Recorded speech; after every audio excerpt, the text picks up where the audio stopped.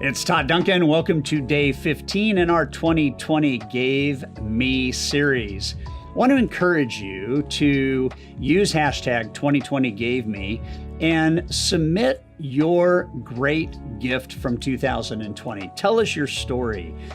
Tag that campaign and let's get this kind of hashtag experience going so that we can share the gifts that all of us have learned through 2020 with this community. The 15th gift that 2020 gave me is the gift of grace. I learned throughout the year that things were going to be rough, they were going to be unpredictable, and sometimes downright scary. I was reminded early on about life's progress is so much more than what is happening right in the moment. In many ways, that progress is more about how you will go through that moment than the actual moment. The great gift of grace gives you space for two things: personal forgiveness and restoration. One of my early mentors, Tom Hopkins, had coined the Champion's Creed. I memorized it over 30 years ago as an anchor whenever I was getting too hard on myself, not being kind and loving myself. I found that I had to use it a lot last year during COVID and just all the uncertainty of businesses and events and so on and so forth. And I suspect I'm going to use the Champion's Creed a lot this year too. Our human progress, your progress, my progress, demands from us a kind and nurturing spirit whenever things aren't going the way we want them to. Depending on your owning and using this skill, the journey often can feel hard and painful. When Tom shared the words of the Champion's Creed, I knew immediately that this would be one of the great tools I would use throughout my life. Of even more importance was why he formed those words in the first place. Let me share this excerpt from one of his blogs to give this huge tool the right setup. So this is in Tom's words. As I began my long journey from complete failure in selling to millionaire success, I had a lot of self-image building to do.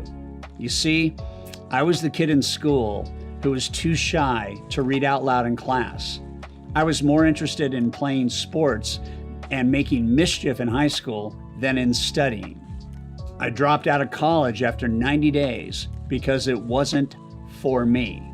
When I did that, my dad told me, quote, "Son, your mother and I will always love you, even though you'll never amount to anything," end quote.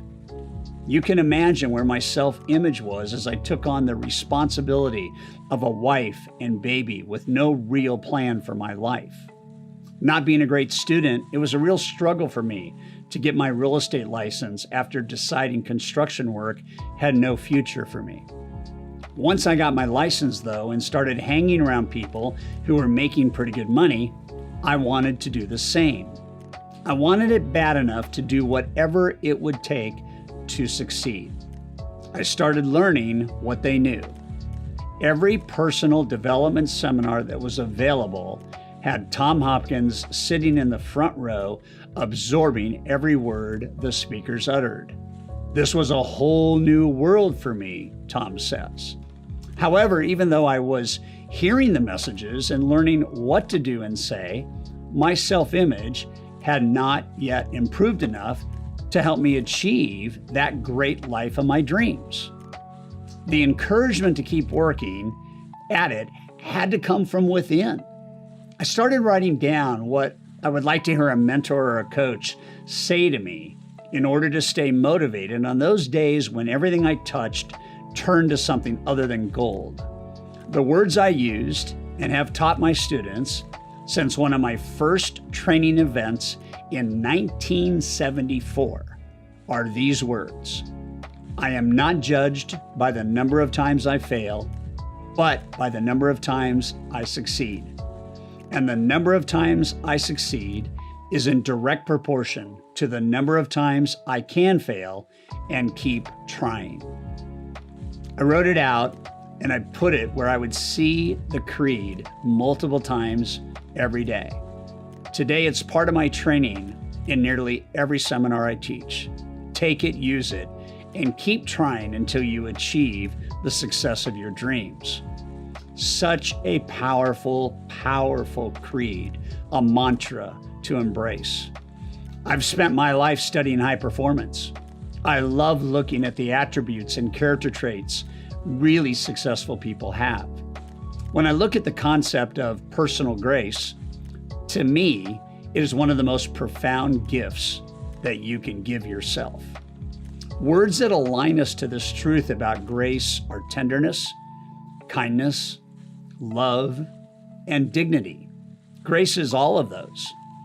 And our lives become the sum total of these moments of grace and how we handle all the difficulty we may have on our journey through them.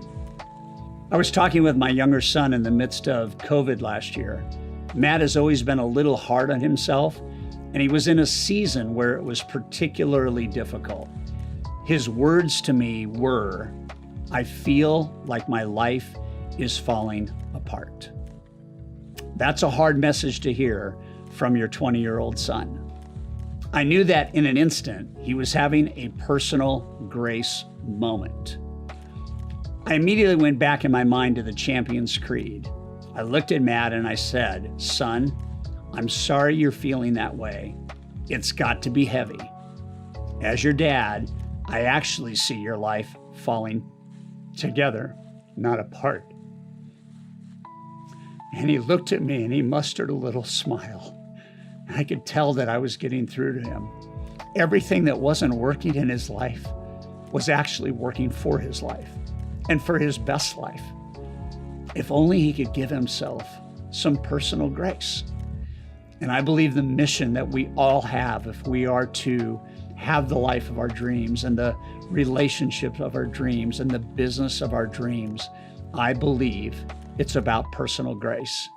And I believe that this one thing can do more to set in motion positivity and gratefulness and forgiveness and restoration of any gift that I've talked about to this point or will talk about. So here's the question of the day. Where are you too hard on yourself or others? What actions can you take today to give yourself some personal grace? And what would that mean to you if you learned how to forgive yourself and if you learned how to restore your spirit and your soul because you gave yourself a little wiggle room when things got difficult?